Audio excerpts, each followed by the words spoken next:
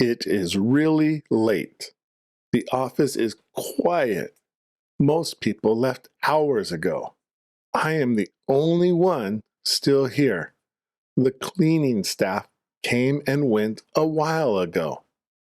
My part of the office is the only section still lit up. I finished the last page of my report. I read through it one more time, save it, and close the file.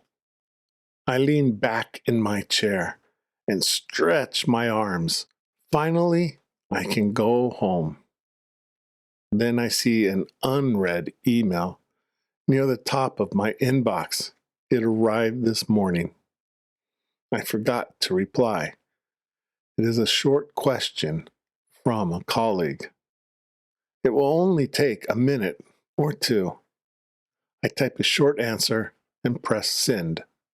I close my laptop and put it in my bag. Then I remember the spreadsheet. My manager needs it first thing tomorrow morning. I should check the numbers one more time. I put my bag down and take out the laptop again. The screen is bright in the dark office. I open the spreadsheet. The numbers look fine, but one is wrong. I fix it. I save the file.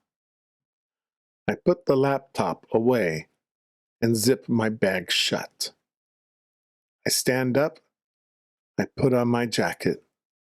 I look at my desk. There are papers and folders everywhere.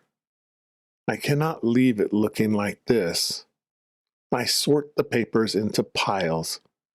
I put my pen back in the cup next to the monitor. The desk looks better, ready to go. I look out the window for a moment. The city lights are spread out below. I pick up my bag and walk to the elevator. The office is dark and quiet behind me. I press the button. The elevator takes a moment to come. Inside, I check my phone. It is just before 9.